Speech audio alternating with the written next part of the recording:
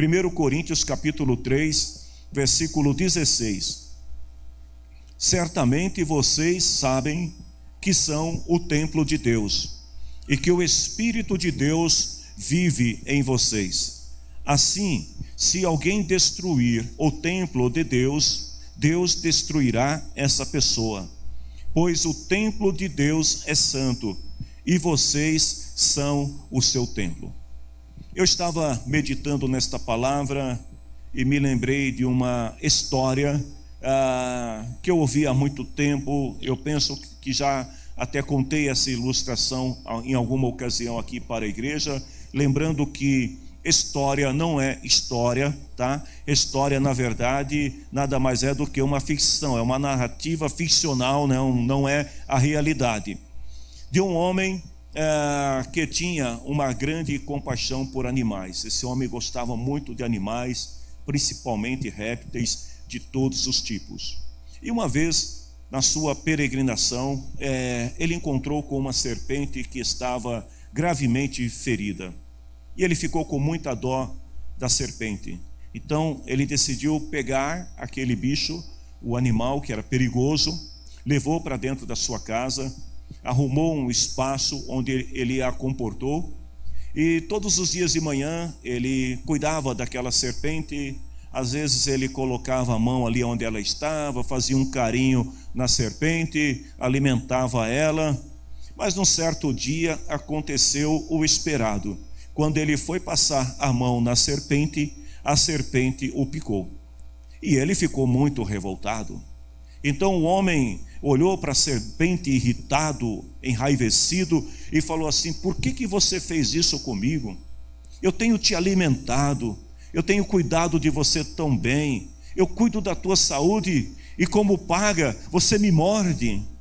E alguém, vendo aquilo que estava acontecendo, disse para o homem assim: lembre-se que quando você a trouxe para a sua casa, você já conhecia a natureza dela. Você sabia que era uma serpente. Então, por que você está surpreso? Qual é a moral da história? Cuidado com aquilo que você traz para dentro da sua casa. E quando nós falamos do nosso corpo, da nossa vida como templo do Espírito Santo, a gente precisa ter muito cuidado em relação àquilo que nós estamos trazendo para dentro do templo, que é a morada e a habitação do Espírito Santo. O templo, queridos, na época em que Paulo está escrevendo essa carta, o templo ele tinha um significado religioso muito profundo para o povo judeu, embora Paulo estivesse falando aqui aos Coríntios, mas ele falando, como cidadão judeu também, e falando da importância do templo. Então Paulo ele traz aqui a lembrança, o significado que o templo tinha, desde o tempo de Salomão, quando ele edificou o primeiro templo ao Senhor e consagrou a Deus aquele lugar. O templo era um lugar onde não se podia entrar qualquer tipo de pessoa, não se podia levar qualquer coisa para suas dependências. Na verdade, o templo era um lugar reservado para 3 grupos de pessoas apenas, como nós veremos adiante. Apenas 3 grupos podiam entrar no templo, aliás, não no templo necessariamente, mas somente 3 grupos tinham acesso ao templo. O templo representava o lugar da habitação de Deus. Era onde Deus se fazia presente, onde Deus se revelava à nação de Israel, ao povo judeu. Então havia um significado por trás do templo. E somente 3 grupos de pessoas tinham acesso ao templo. Somente esses 3 grupos de pessoas é que podiam desfrutar de algum nível de intimidade com Deus relacionado ao templo, que era a habitação de Deus. O primeiro grupo eram os israelitas, todos os judeus e suas famílias que podiam ir ao templo. Mas note bem, eles não entravam no templo. Os judeus, eles iam e permaneciam do lado de fora, chamado de átrio ou de pátio do templo, aonde eles ofereciam os sacrifícios através dos sacerdotes ao Senhor.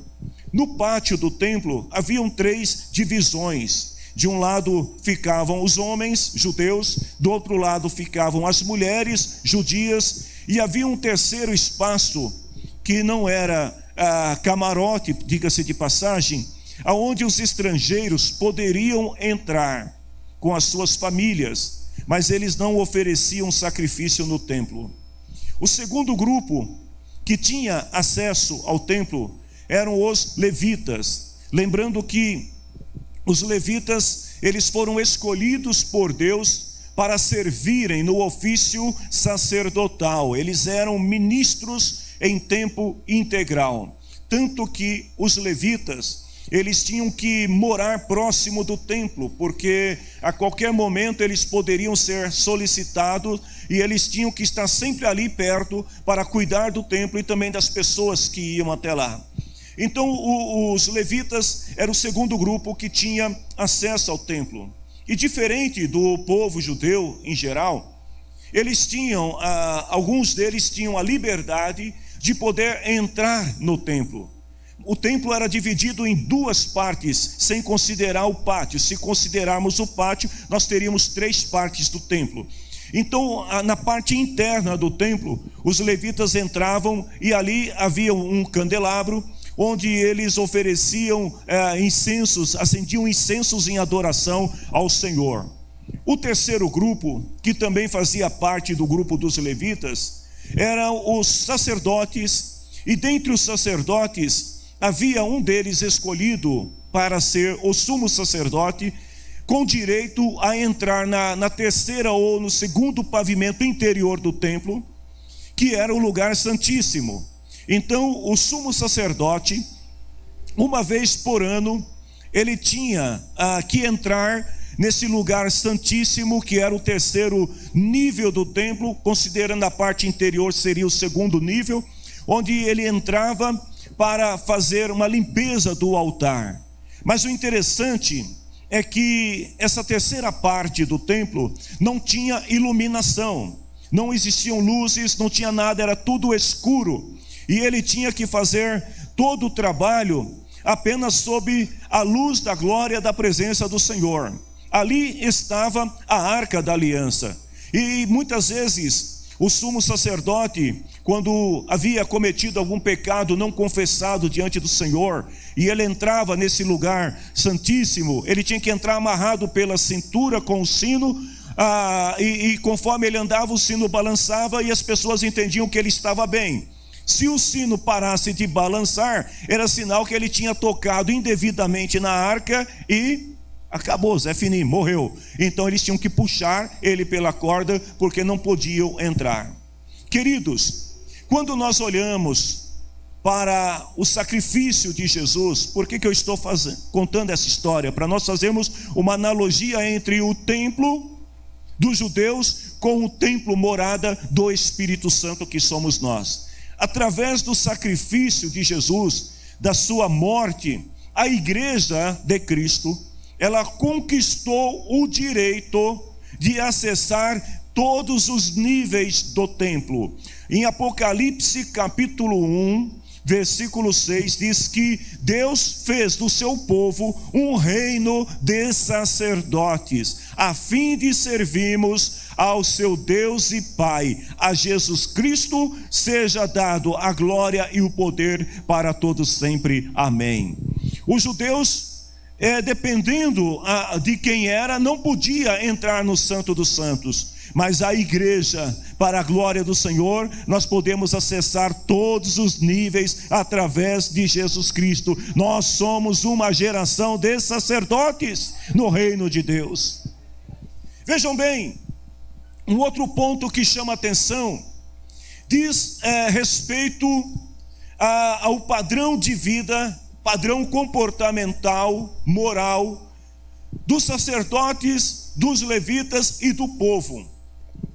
De acordo com o grupo, aumentava a responsabilidade e também o compromisso diante do povo. Ou seja, os levitas e os sacerdotes, eles tinham sobre eles uma exigência de santidade maior do que tinha o povo. Eles tinham que viver uma vida dentro de um padrão que agradasse a Deus e que também não escandalizasse o nome do Senhor perante o povo. Ou seja, quanto mais responsabilidade, mais santidade, mais compromisso, mais responsabilidade é exigido de cada um de nós. Agora notem que a palavra do Senhor diz que o Senhor nos fez sacerdotes. Então, se o Senhor nos fez sacerdote, isso significa que nós não somente temos o privilégio de poder acessar todos os níveis de intimidade com Deus, como também temos o dever e a obrigação de nos portarmos como sacerdotes de Deus na terra. Ou seja, não apenas desfrutar daquilo que Deus pode dar, mas viver uma vida que agrada a Deus e que demonstre através da nossa vida que Deus habita em nós. Paulo diz: vocês são o templo de Deus e o Espírito Santo habita em vocês. Na medida, portanto, irmãos, que nós somos conduzidos a este nível de santidade, na medida em que nós somos chamados por Deus para desempenhar determinadas funções dentro do seu reino, maior será a cobrança de cada um de nós. É por isso que pastor não tem que reclamar e ficar dizendo que o povo está cobrando muito, porque o nível de responsabilidade exige muito mais.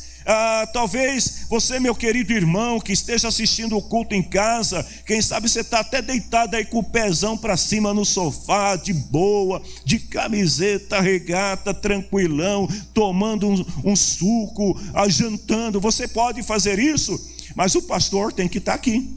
O pastor não pode desfrutar do mesmo privilégio que você. Por quê? Porque o nível de responsabilidade exige mais. Se nós queremos mais de Deus, aí você diz assim: mas eu também quero mais de Deus. Se você quer mais de Deus, então você precisa aceitar com maior responsabilidade aquilo que Deus coloca nas tuas mãos.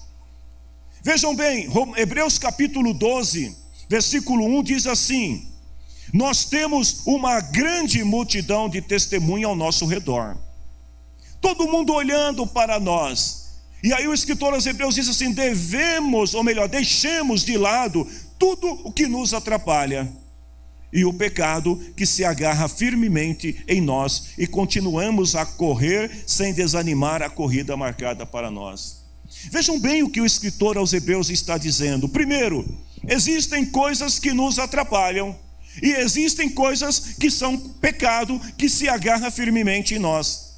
E ele está dizendo: você precisa correr, ou seja, você não pode parar. A vida cristã é uma jornada que não dá tempo de parar. Não existe tempo para relaxamento, não existe tempo para dizer assim: eu vou descansar um pouquinho, depois eu volto. Não, a vida cristã é movimento contínuo, constante. Uma paradinha que a gente dá, podemos ser atropelados pelas coisas que nos atrapalham.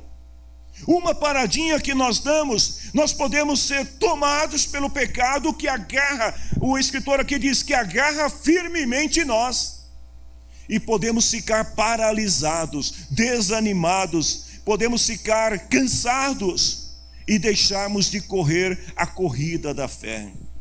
Para nós nos aproximarmos de Deus e chegarmos ao nível da santidade que Deus quer de cada um de nós, a gente precisa compreender algumas coisas. Primeiro, o povo estava no templo, mas o povo judeu ficava onde? No pátio do templo.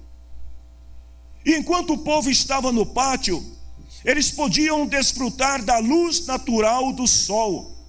Ou seja, o povo, eles tinham a liberdade de poder olhar para o templo, ver o templo de frente. Eles podiam olhar o templo de lado, eles podiam dar a volta, olhar o templo atrás, mas eles não podiam entrar no templo. Então eles tinham um nível de intimidade, de relacionamento com o culto, que era limitado pelas paredes, limitado por aquilo que é natural.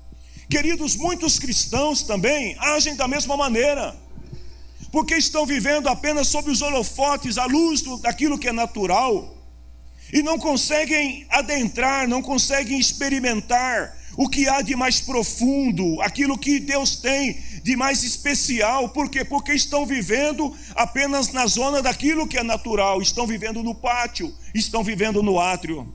Para a gente alcançar esta dimensão que Deus quer, nós precisamos então sair do pátio e precisamos entrar para dentro do templo, aonde a glória do Senhor se manifesta. Por isso que Paulo, ele fala assim, olha lá em 2 Coríntios 5:7, nós vivemos pela fé e não pelo que vemos, porque aquele que é natural, ele vive só pelo que ele vê.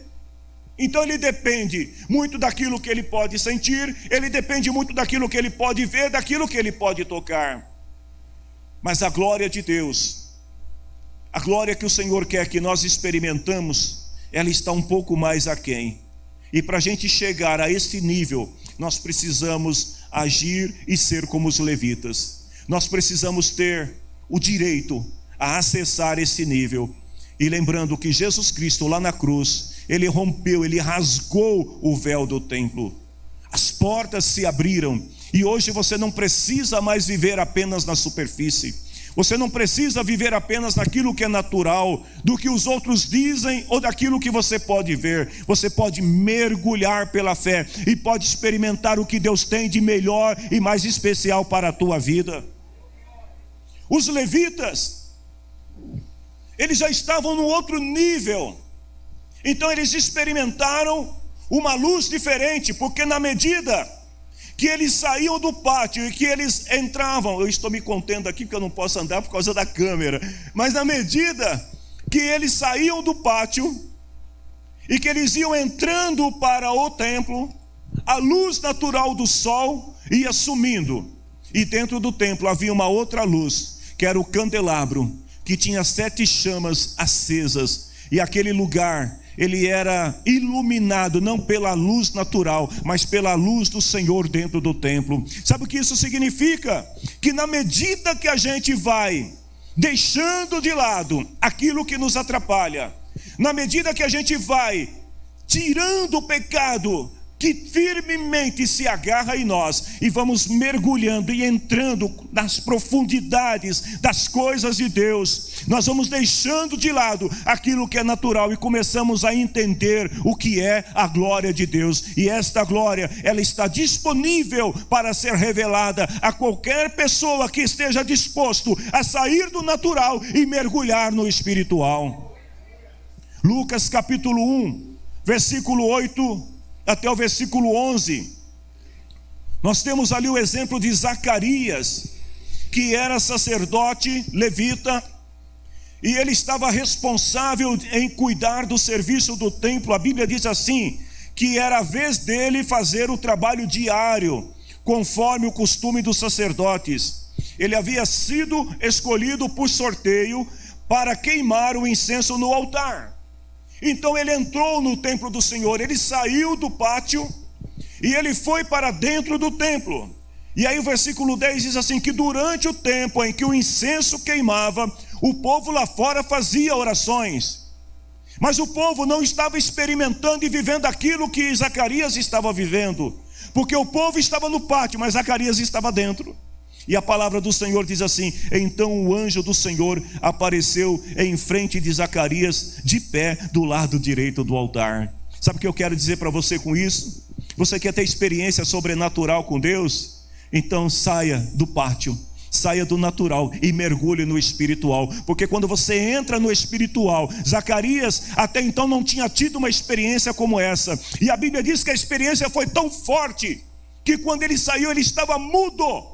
Ele não conseguia mais falar com as pessoas, porque, queridos, a glória de Deus, ela é tão tremenda, tão grande, que Daniel, quando viu o anjo do Senhor, ele caiu no chão com o rosto em terra, trêmulo, e começou ali a tremer, porque a glória era muito grande. João, quando viu a glória do Senhor, também se prostrou diante do anjo do Senhor.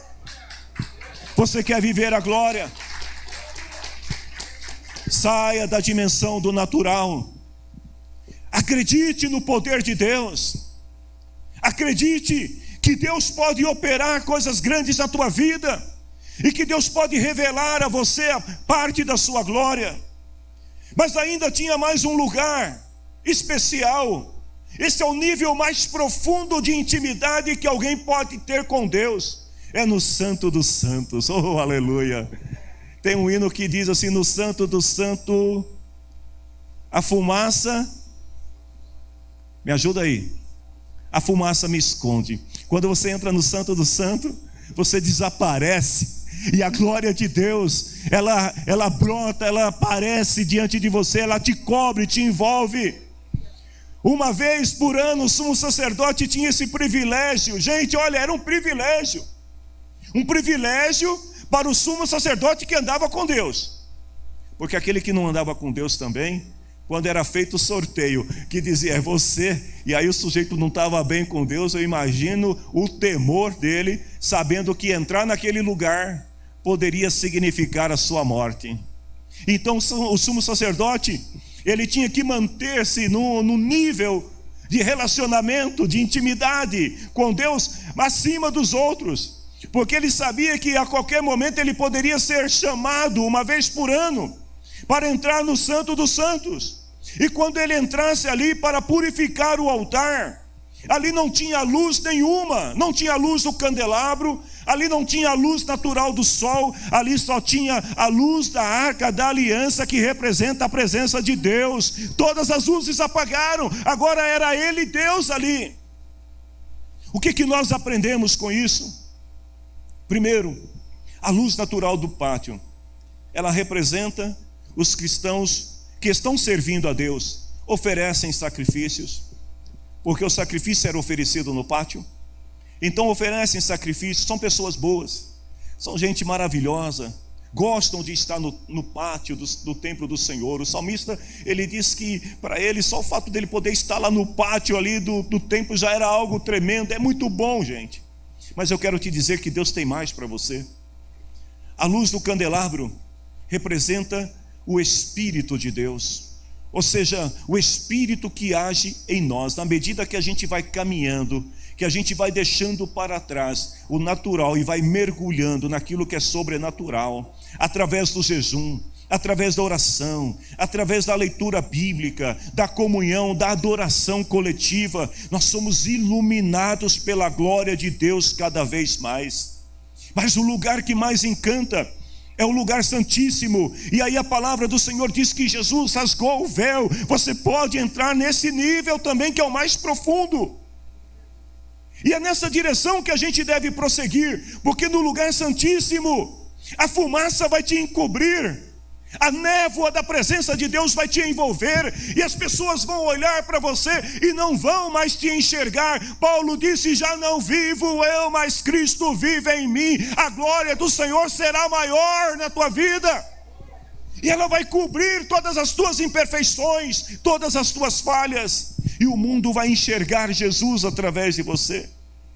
Quando nós estamos no lugar santíssimo, nós somos tomados pela glória do Senhor.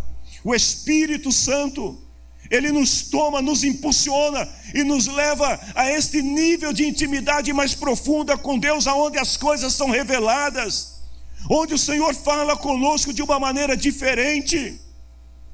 Vejam bem, certa vez Jesus estava com os discípulos bem próximo do templo.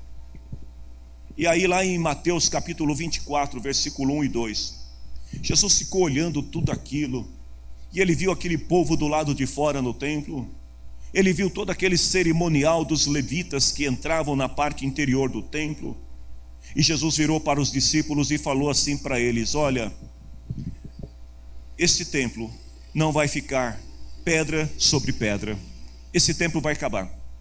Ou seja, esse templo que vocês conhecem, que é o templo físico, ele vai deixar de existir, mas eu vou levantar um novo templo, e esse novo templo não será construído por mãos humanas, mas pelo próprio Cristo. Esse novo templo, ele diz, eu vou edificar um novo templo. Jesus estava dizendo aqui o seguinte, as pessoas falaram, olha, nós ouvimos quando ele disse, eu vou destruir esse templo que foi construído por seres humanos, e em 3 dias levantarei outro templo que não será construído por seres humanos. Queridos, nós a igreja somos esse novo templo. Um templo diferente, porque antes as pessoas tinham que sair de suas casas e tinham que ir até o templo, que era o único lugar de adoração. Mas agora é diferente, a presença de Deus que estava no templo, ela foi transferida, ela foi tirada daquele templo aonde estava e foi transferida para quem? Para a igreja. Hoje você é o templo do Senhor, o edifício, a habitação de Deus. Então aonde você anda, aonde você estiver, a presença de Deus está sobre você. Sabe um exemplo que a gente pode citar? Domingo que vem tem o culto de Santa Ceia. Quando nós participamos da Santa Ceia, olha a importância da Santa Ceia. Eu não sei se você conseguiu entender o que eu falei sobre o templo. Você hoje é a habitação de Deus. Você anda e a presença de Deus anda com você, dentro de você, sobre você. E quando nós participamos da Santa Ceia, nós estamos celebrando esta aliança que Jesus Cristo fez com Deus, quando Ele rasgou o véu do templo e falou: agora, a partir de agora, vocês têm a liberdade de ser a habitação de Deus na terra entre os homens. Cada crente é um edifício ambulante. Você é o templo de Deus, carrega a presença de Deus com você aonde quer que você vá. Você tem a presença de Deus. Aí eu te pergunto, você sente que você é o templo de Deus? Você consegue sentir esta glória dentro de você? Vejam bem, o templo, considerando a parte externa, ele tinha 3 partes: o átrio, o pátio, Ela tinha a parte interior, que era o lugar santo, e o lugar santíssimo. A Bíblia diz que nós também somos um templo composto por 3 partes: corpo, alma e espírito. No átrio, as pessoas, elas podiam ver o templo, elas podiam até ouvir o barulho do que estava acontecendo no templo, mas elas não podiam entrar no templo. Queridos, quando nós estamos vivendo apenas aqui só no corpo, às vezes a gente até sente um pouquinho, sabe, aquele cheirinho de glória de Deus. A gente sente o perfume de Cristo no ar. A gente sente o mover do Espírito Santo. Às vezes você está numa reunião de culto e de repente algo de sobrenatural acontece, sabe, até aquele frio na espinha assim, você fala: meu Deus, o que está acontecendo? O corpo sente, mas ele não pode experimentar o que há de mais profundo, porque o corpo é físico. O lugar santo era restrito. Para entrar nele tinha que se purificar. Para entrar no lugar santo, tanto o levita quanto o sacerdote, eles tinham que se banhar primeiro. Eles tinham que trocar as suas vestes. Eles não podiam entrar de qualquer maneira. Isso está relacionado com a nossa alma. Porque se nós queremos sentir algo mais de Deus, nós precisamos então nos despojar da velha natureza adâmica, do velho homem, e permitir que o Espírito Santo trabalhe nas nossas emoções, trabalhe na nossa mente, que o Espírito Santo comece a trabalhar no nosso interior. Quando Paulo estava escrevendo lá em Romanos capítulo 12, ele fala assim: irmãos, eu peço pela compaixão de Deus que há em Cristo, que vocês renovem a mente de vocês.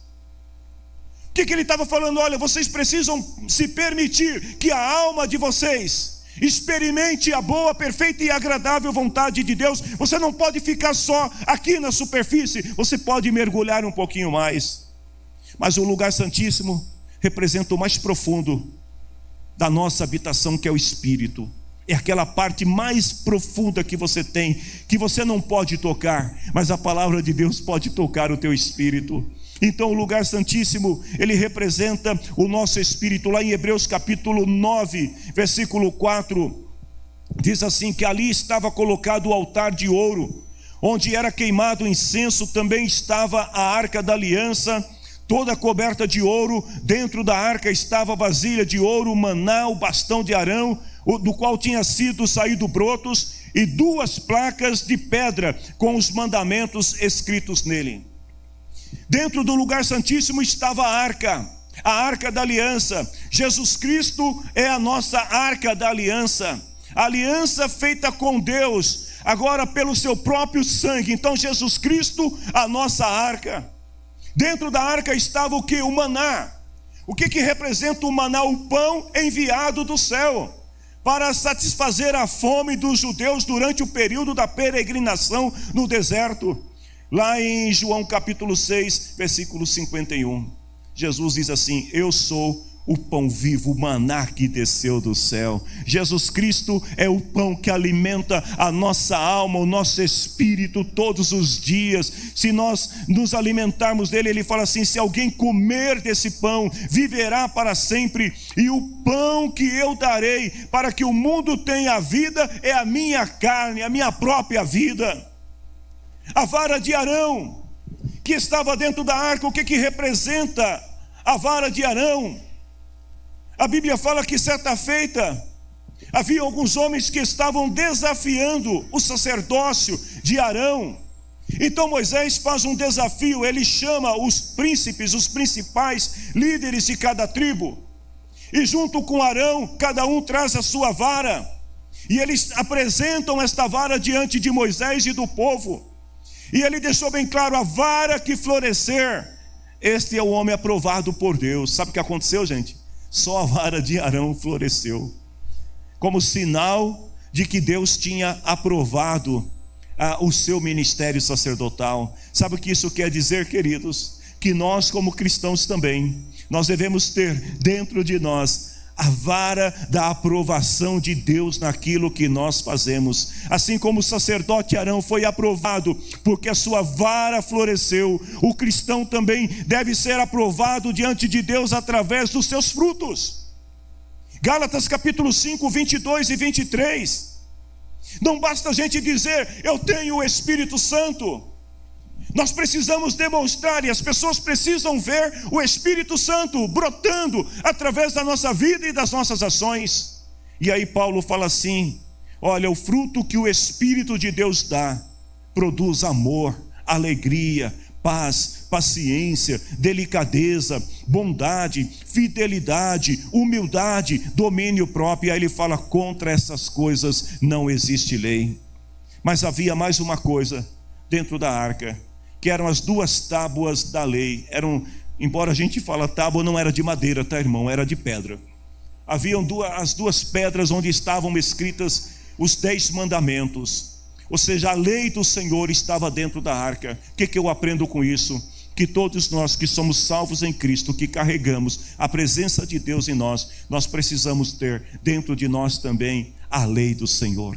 A palavra de Deus, ela tem que estar dentro de nós. Porque se não houver a palavra de Deus em nossa vida, se ela não estiver em nós, queridos, nós não iremos conhecer ao Senhor da maneira como Ele quer.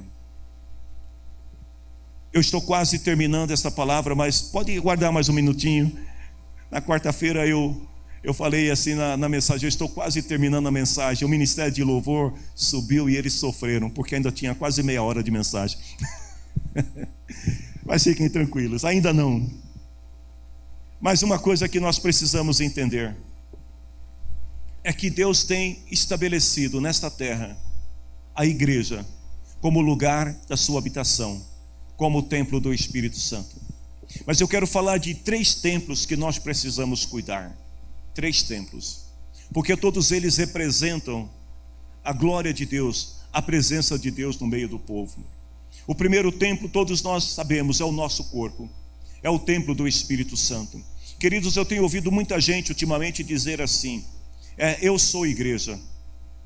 Quando a gente fala de igreja na coletividade, aí alguém fala assim: não, aquilo não é igreja, eu sou a igreja. Essas pessoas precisam ler mais a Bíblia e parar de se equivocar, porque nós somos o templo do Espírito Santo. Mas a igreja, ela é composta por uma coletividade de pessoas, não é uma pessoa somente. Nós somos parte da igreja de Cristo, mas nós nos tornamos o corpo quando nós estamos juntos. Então o nosso corpo, ele é o templo de Deus, lugar da habitação de Deus. E como lugar da habitação de Deus, a palavra diz assim que precisa estar limpo. Segundo Coríntios capítulo 7, versículo 1, meus queridos amigos, todas essas promessas são para nós. Por isso purifiquemos a nós mesmos. Olha só, purifiquemos a nós mesmos. Não é para você purificar o outro, porque muitas vezes as pessoas perdem tempo querendo purificar o outro, dizer para o outro o que ele deve fazer. E Paulo está dizendo aqui: purifiquemos-nos a nós mesmos. É para você purificar a tua vida e deixar que o outro purifique a dele. Porque às vezes a gente impressiona tanto, que a gente se preocupa tanto com o que está acontecendo com o outro, que a gente esquece de se purificar. Purifiquemos-nos a nós mesmos, diz a palavra, de tudo o que torna impuro o nosso corpo e a nossa alma. E temendo a Deus, vivamos uma vida completamente dedicada a Ele. O corpo deve ser purificado. A gente deve evitar, lá segundo 1 Pedro, aliás, capítulo 2, versículo 1, ele fala assim: abandone tudo que é mal, tudo aquilo que não agrada a Deus, mentira, fingimento, inveja, críticas injustas.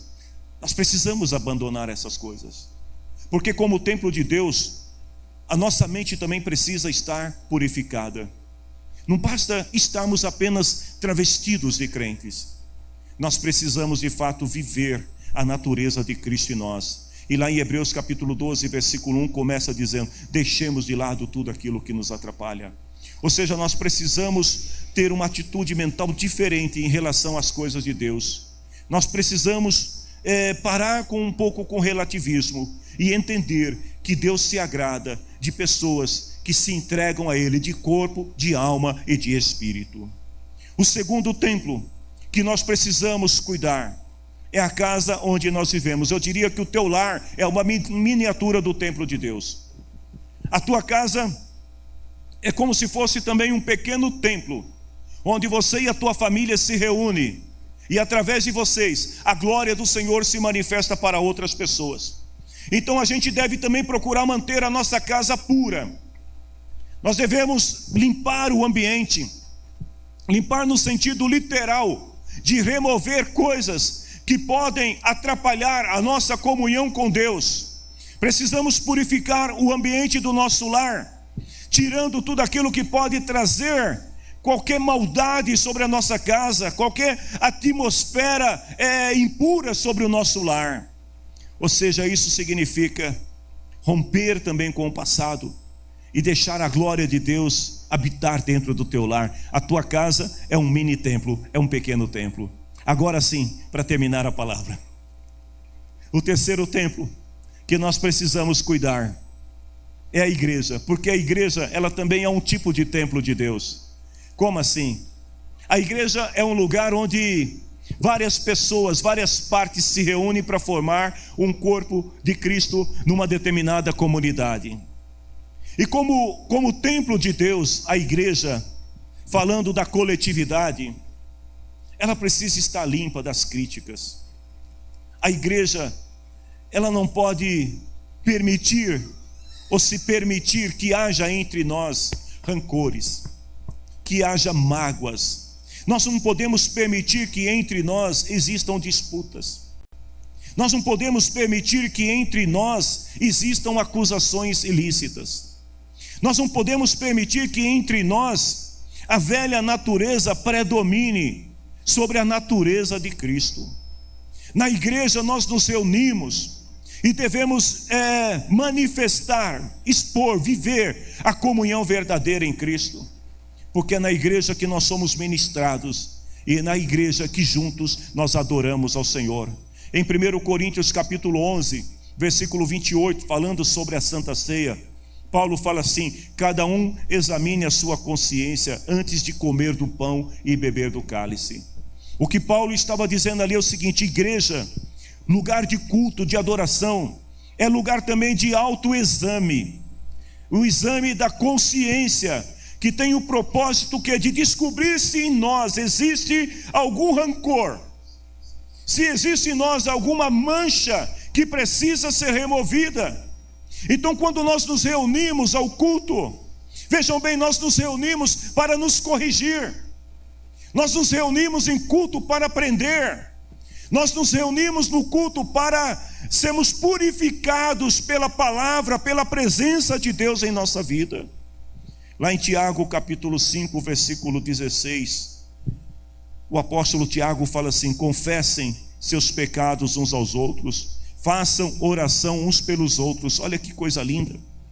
Tiago estava querendo dizer aqui o seguinte: muitas vezes dentro da igreja podem acontecer situações onde algum irmão, alguma irmã não se sinta tão bem em relação ao outro, ele fala assim: olha, confessem, se acertem, corrijam as falhas. E aí ele continua, e ele fala assim: olha, orem uns pelos outros, para que vocês sejam curados, porque a oração de uma pessoa obediente a Deus tem muito poder. Ah, queridos, se um crente obediente, sozinho, orando, pode mover montanhas, você imagine uma igreja que é composta por uma coletividade de pessoas que servem a Deus, que amam a Deus, que vivem em obediência a Deus. O que se pode fazer através da oração? A pessoa que deseja servir a Cristo, ela precisa entender, lá em Gálatas capítulo 5, versículo 1, que diz o seguinte: que nós não podemos seguir dois caminhos ao mesmo tempo. Cristo nos libertou para que nós sejamos realmente livres. Por isso, continuem firmes como pessoas livres e não se tornem escravos novamente. Quando nós nos reunimos como igreja do Senhor, nós não nos reunimos para impor sobre pessoas o que elas devem fazer, mas nós nos reunimos para aprender e descobrir cada dia mais que em Cristo nós somos livres, e que você tenha liberdade de adorar ao Senhor, de viver a tua vida, mas viver uma vida que agrade ao Senhor. Nós somos o templo de Deus. Se você puder, se coloque em pé, por gentileza. Nós devemos cuidar dessa habitação. Vejam bem, se um sacerdote se aventurasse a entrar no lugar santíssimo sem confessar as suas culpas a Deus, o que iria acontecer? Ele seria morto. Do mesmo modo, se a gente se aventurar a entrar na presença de Deus sem nos purificar, sem nos santificar, se nós nos aventurarmos a entrar na presença de Deus sem que primeiro mortifiquemos a nossa natureza, para que o Espírito de Deus possa habitar em nós, o que será que vai acontecer? Não haverá conexão com o Espírito de Deus. Certamente vocês sabem, vocês são o templo de Deus, o Espírito de Deus habita em vocês.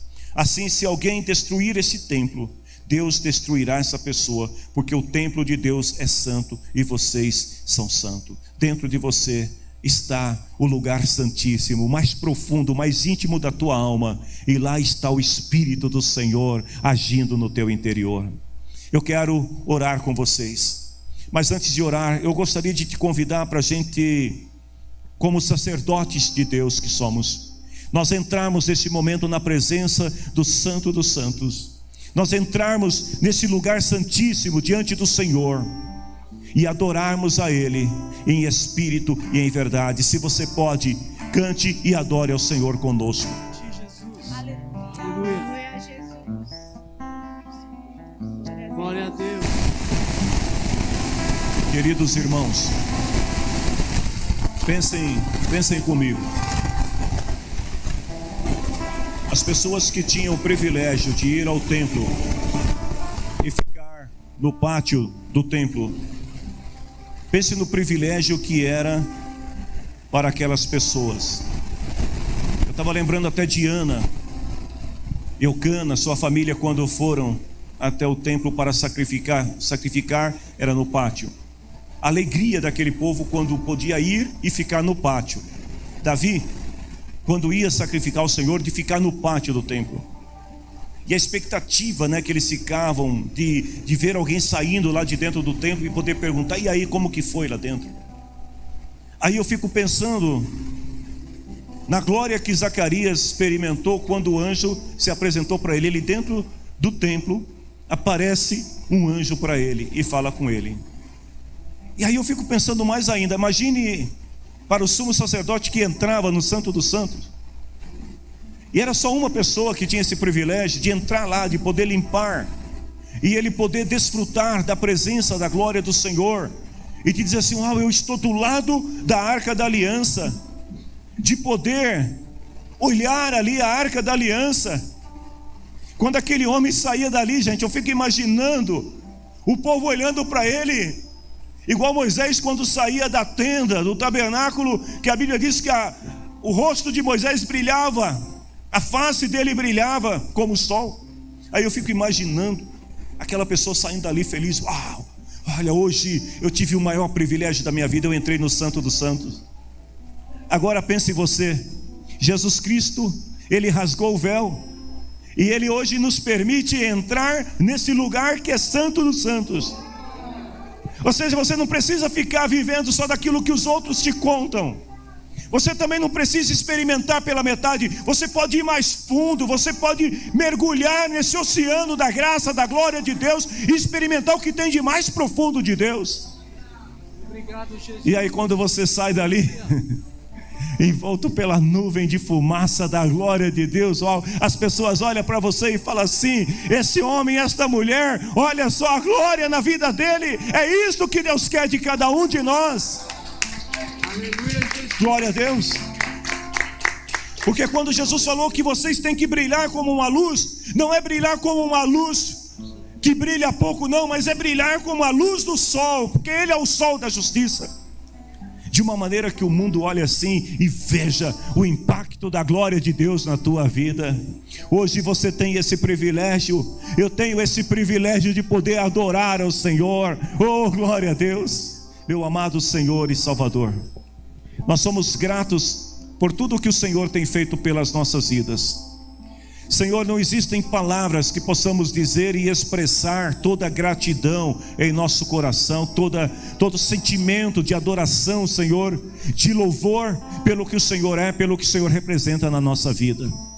Senhor, nós te damos graça, porque se antes nós estávamos separados, através do sacrifício de Ti, ó Cristo, hoje podemos entrar nesse lugar santo dos santos e experimentar a Tua glória em nossa vida.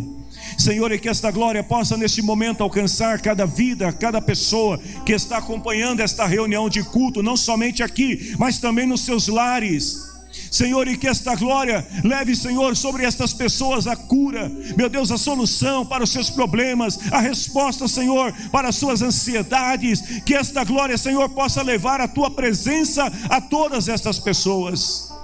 Oh, meu amado Senhor, eu te amo, Jesus, te amo, ó Deus. Te amo, Espírito Santo, e sou grato por estarmos aqui nesta noite. Que o Senhor abençoe todos aqueles que vieram ao Teu templo. Que o Senhor abençoe todos aqueles que estão reunidos assistindo esta reunião de culto, para a glória de Jesus. Se você pode, levante a tua mão ao céu. O grande amor de Deus, o nosso Pai, a graça bendita de Jesus Cristo, Senhor nosso, o poder do Espírito Santo seja sobre você, na tua vida hoje e sempre. Deus abençoe a todos. Boa noite.